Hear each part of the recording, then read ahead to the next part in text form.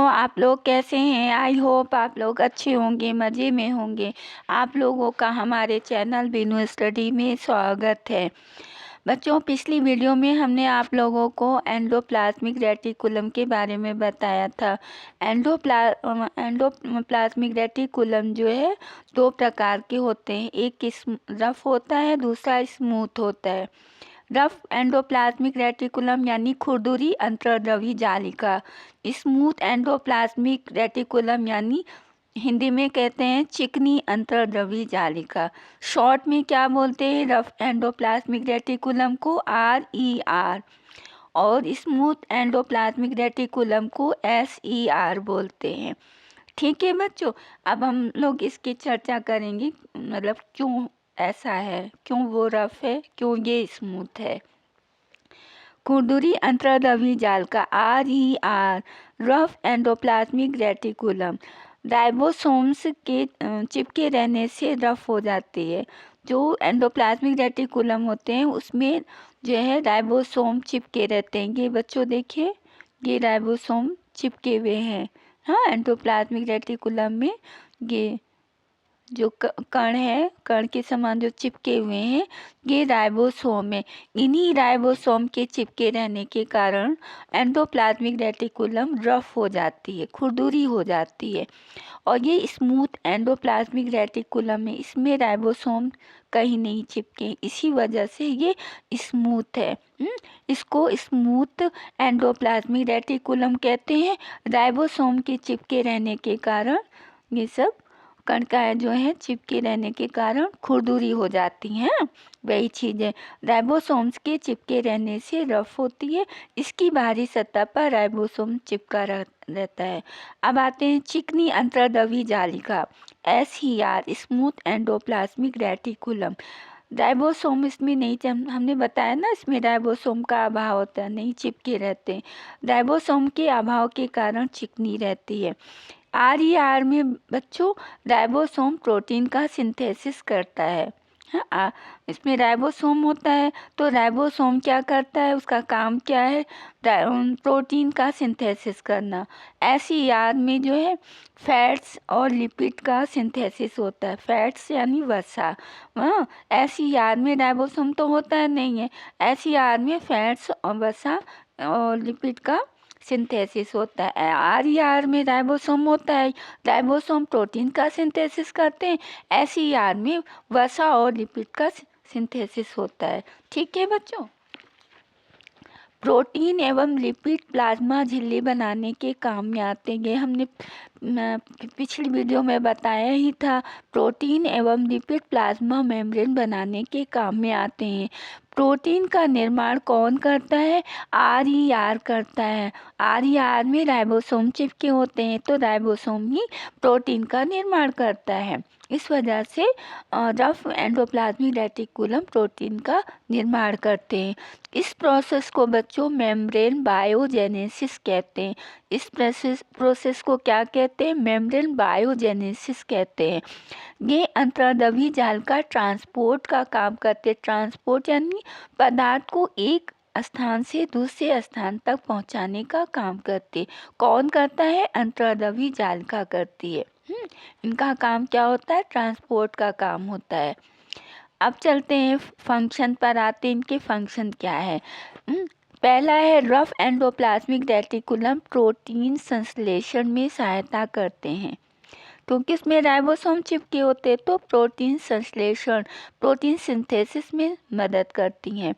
दूसरा है ये जीवद्रव तंतुओं के द्वारा एक कोशिका को दूसरी कोशिका से जोड़ने का काम करती, संबंधित करने का काम करती हैं। जीवद्रव में कई तंतुएं होते हैं, तो उन्हीं के द्वारा एक कोशिका को दूसरी कोशिका से जोड़ने का काम करती है। तीसरा है बच्चों, यह विभिन्न पदार्थों के आवागमन पर नियंत्रण रखती है। कौन सा पदार्थ जाना है, कितना जाना है, उस पर ये कंट्रोल करती है। चौथा है यह कोशिका को यांत्रिक मैकेनिकल स्ट्रेंथ प्रदान करती है, यांत्रिक आधार प्रदान करती है। पांचवा है यह कोशिका भित्ति एवं कोशिका विभाजन के बाद केंद्रक आवरण के निर्माण का कार्य करती है। जब सेल डिवीज़न होता है, नया सेल बनता है, तो केंद्रक आवरण के निर्माण का कार्य करती है। छठवां है चिकनी अंतर्द्रव्य जालिका ग्लाइकोजन संग्रह में सहायता करती है। चिकनी क्या करती? चिकनी अंतर्द्रव्य जालिका ग्लाइकोजन का संग्रह करती है, स्टोर करती है। बच्चों, आई होप आप लोगों को एंडोप्लाज्मिक रेटिकुलम के बारे में अच्छे से समझ में आ गया होगा। अब हम आते हैं गोल्जी कॉय पर। हाँ, इंग्लिश में गोल्जी बॉडीज कहते हैं। बच्चों, ये स्ट्रक्चर है गोल्जी बॉडी का। हाँ, ये स्ट्रक्चर है।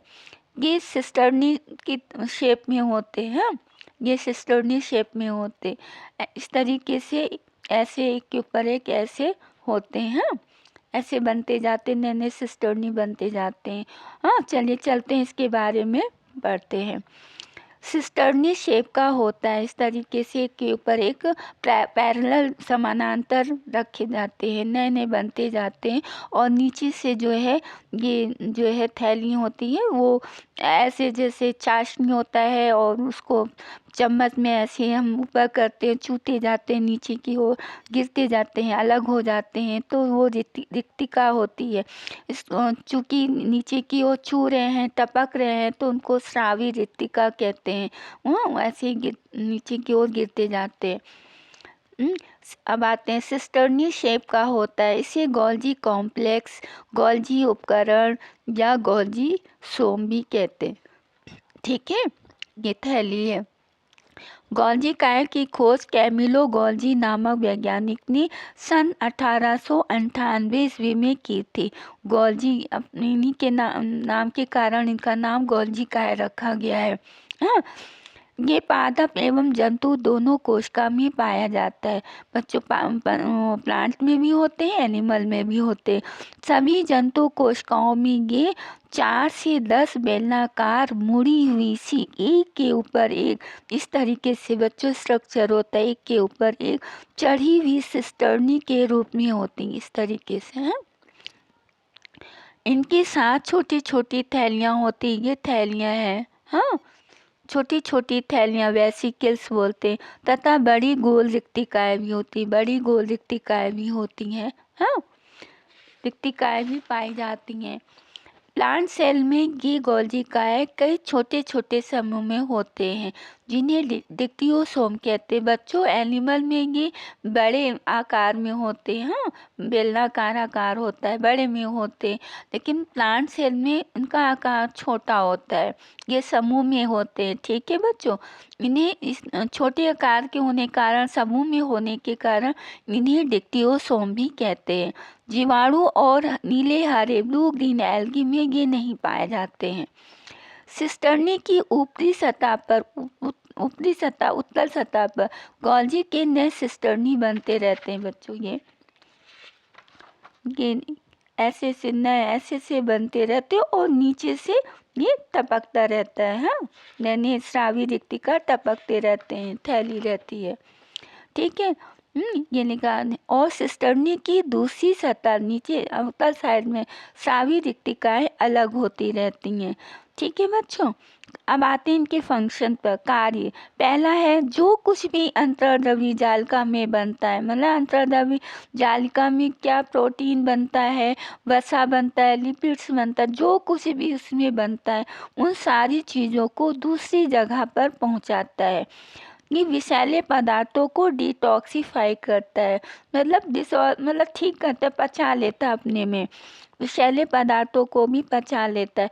लाइसोसोम को बनाता है, लाइसोसोम का निर्माण गोल्जी बॉडी करता है बच्चों। ठीक है, दूसरा कार्य, बहुत सारी चीज़ों को ये संचित करता है, यानी स्टोर करता है, जैसे एंजाइम्स हुआ, प्रोटीन हुआ, सेलुलोज को ये स्टोर करता है। तीसरा है, ये कोशिका विभाजन के समय कोशिका प्लेट का निर्माण करती है।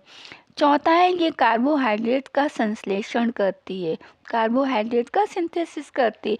बच्चों, गोल्जी बॉडी के बारे में भी आई होप अच्छे से समझ में आ गया होगा। ठीक है, अब हम आते हैं माइटोकॉन्ड्रिया पे। तीसरा अंग क्या है कोशिकांगों का? माइटोकॉन्ड्रिया। ये माइटोकॉन्ड्रिया का स्ट्रक्चर है बच्चों। ये देखिए, हाँ, ये माइटोकॉन्ड्रिया, ये जो है बाहरी भाग है, बाहरी भाग है। ये जो है छोटे छोटे क्या है, पोर्स हैं बच्चों। हाँ, ये भीतरी भाग है, ये भीतरी भाग है। ये बाहरी झिल्ली है, ये भीतरी झिल्ली है। भीतरी झिल्ली में देखिए अंदर की साइड में ये अंगुली जैसा स्ट्रक्चर बना है। हाँ, ये इसमें भी देखिए कण कणकाएँ हैं, कण छिपे हुए हैं, समृद्धि कण है, मैट्रिक्स से पदार्थ भरा हुआ है। ये डीएनए है, ये राइबोसोम है। माइटोकॉन्ड्रिया में बच्चों अपने राइबोसोम होते, ये जो कण चिपके रहते हैं इन्हें ऑक्सीसोम कहते हैं बच्चों। ये बाहरी झिल्ली, इसमें पोर्स हैं, मैट्रिक्स है अंदर की ओर भरा हुआ है, ये क्रिस्टी है। हाँ, ठीक है बच्चों। ये देखेंगे ये इसका उंगली जैसा जो स्ट्रक्चर है ये बना हुआ है। हाँ, ये जो है ये कण है, इसको ऑक्सीसोम बोलते हैं। हाँ, ऑक्सीसोम बोलते। ये बाहरी झिल्ली है, ये भीतरी झिल्ली है। ये उंगली जैसा जो उभार है अंदर की ओर है। हाँ, इसमें जो है ये कण चिपके हुए हैं, ऑक्सीसोम बोलते। ये पदार्थ जो भरा हुआ है वो मैट्रिक्स है बच्चों, ठीक है। ये डीएनए है। माइटोकॉन्ड्रिया में अपने खुद के डीएनए होते हैं, खुद के प्रोटीन होते हैं बच्चों। चलिए इसके बारे में पढ़ते हैं। माइटोकॉन्ड्रिया को कोशिका का पावर हाउस भी कहते हैं बच्चों। हाँ, क्यों कहते हैं? क्योंकि इसमें इसी में ही मतलब ऊर्जा मतलब बनती है, एटीपी बनता है, उच्च ऊर्जा इसी में ही बनती है, तैयार होती है। यही सभी मतलब कोशिका को जैविक कार्य के लिए जो भी ऊर्जा चाहिए माइटोकॉन्ड्रिया से मिलती है। माइटोकॉन्ड्रिया ही पूरे मतलब कोशिका को ऊर्जा प्रदान करती है, इसलिए इसको जो है कोशिका का पावर हाउस भी कहते हैं। माइटोकॉन्ड्रिया की खोज अल्टमान नामक वैज्ञानिक ने सन 1892 ईस्वी में की थी। ये कोशिका द्रव में छोटे छोटे कणों, गोलों या छड़ों के रूप में पाया जाता है। रॉड शेप में भी होते हैं, ओवल शेप में भी होते हैं। अब इनकी संरचना के बारे में हम जानते हैं। ये दोहरी परत के होते हैं, दो परत इनमें होती हैं। आउटर मेम्ब्रेन स्मूथ होती है, इसमें पोर्स होते हैं, छोटे छोटे पोर्स होते हैं। ये पोर्स होते हैं बच्चों, ठीक है। आउटर मेम्ब्रेन स्मूथ होती है, इतनी चिकनी होती है। इनकी लेयर जो है वसा और प्रोटीन की बनी होती है। इनर मेम्ब्रेन हाईली फोल्डेड होती है, मतलब ज़्यादा मुड़ी होती है। जितना ज़्यादा फोल्ड होगा उतना ज़्यादा सरफेस एरिया होगा, जितना ज़्यादा सरफेस एरिया होगा उतना ज़्यादा एनर्जी जनरेट होगा, यानी एटीपी का जनरेट होगा, निर्माण होगा। बस यूँ समझ लीजिए एक बॉक्स है। अब हम उसमें हम बहुत लंबी रस्सी को रखेंगे, हमको रखना है, तो हम जितना ज़्यादा मोड़ते जाएंगे उतना कम स्पेस में जो है वो लंबी रस्सी उसमें एडजस्ट होगी और स्पेस भी बचेगा, जगह भी जिससे और भी रस्सियाँ रखी जा सकती हैं। जितनी ज़्यादा वो फोल्ड होगा, जगह होगा, उतनी ज़्यादा एनर्जी जनरेट होगी, उस निर्माण होगा। वही चीज़ इसमें जितना ज़्यादा फोल्ड होगा उतना सरफेस एरिया होगा और भी रखा जा सकता है, तो उतना ही एटीपी बनेगा, उतनी ही ऊर्जा जनरेट होगी। वही चीज़ है बच्चों। हाँ, दोनों झिल्ली के बीच का जो स्थान है बाह्य कक्ष कहलाता है। बाहरी झिल्ली सपाट होती है, पर भीतरी झिल्ली माइटोकॉन्ड्रिया की भीतरी गुहा में उंगली जैसा उभार के रूप में निकली रहती है। इन उभारों को बच्चों क्या कहते हैं? क्रिस्टी कहते हैं। क्रिस्टी पर अनेक छोटे छोटे संवृत कण लगे होते हैं, हमने बताया था ना, छोटे छोटे कण होते हैं। इन कणों को ऑक्सीसोम कहते हैं। इनमें एटीपी का निर्माण करने वाले एंजाइम होते हैं। एटीपी का जो निर्माण करते हैं इसमें एंजाइम्स होते हैं, वही एटीपी का निर्माण करते हैं। माइटोकॉन्ड्रिया की भीतरी गुहा में ही प्रोटीन युक्त पदार्थ भरा होता है, जिसे मैट्रिक्स कहते हैं ना। भीतरी गुहा में जो पदार्थ होता है उसे मैट्रिक्स कहते हैं, ये प्रोटीन युक्त होता है। मैट्रिक्स तथा भीतरी झिल्ली में श्वसन के एंजाइम्स होते हैं। इसी वजह से जो है रेस्पिरेशन भी होता है। मैट्रिक्स में माइटोकॉन्ड्रिया के अपने राइबोसोम तथा डीएनए होते हैं। ये अपने प्रोटीन खुद जनरेट करता है। हाँ, ये अपना प्रोटीन खुद बनाता है क्योंकि राइबोसोम होते हैं। अब इनके फंक्शन पर आ जाते हैं। कोशिका को जैविक कार्यों के लिए आवश्यक ऊर्जा माइटोकॉन्ड्रिया से ही प्राप्त होता है। हाँ, कोशिका को जैविक कार्य करना है तो ऊर्जा माइटोकॉन्ड्रिया से ही मिलती है। इसीलिए इसे कोशिका का विद्युत गृह कहते हैं, powerhouse of the cell. Mitochondria में ऑक्सीश्वसन के फलस्वरूप उच्च ऊर्जा वाले एटीपी यौगिक का निर्माण होता है ना। ऑक्सीश्वसन के बाद जो है उच्च ऊर्जा वाले एटीपी होते हैं। एटीपी निम्न ऊर्जा वाले भी होते हैं, उच्च ऊर्जा वाले भी होते हैं। इनका फुल फॉर्म है एडिनोसिन ट्राइफॉस्फेट। इनका फुल फॉर्म क्या है बच्चों? Adenosine triphosphate. उच्च ऊर्जा वाले एटीपी यौगिक का निर्माण होता है। एटीपी में गतिज ऊर्जा होती है। एटीपी में क्या होती है? गतिज ऊर्जा होती है। इसी वजह से यह ऊर्जा जो है जैविक क्रियाओं के काम आते हैं। सभी जगह जहाँ जरूरी होता है पहुँचते रहते हैं। ठीक है, यह ऊर्जा जैविक क्रियाओं के काम आती। आई होप आप लोगों को ये वीडियो अच्छी लगी होगी। अगर अच्छी लगी है तो लाइक कीजिएगा, सब्सक्राइब कीजिएगा, बेल आइकन को प्रेस करना मत भूलिएगा, शेयर भी ज़रूर कीजिएगा। Thank you watching this.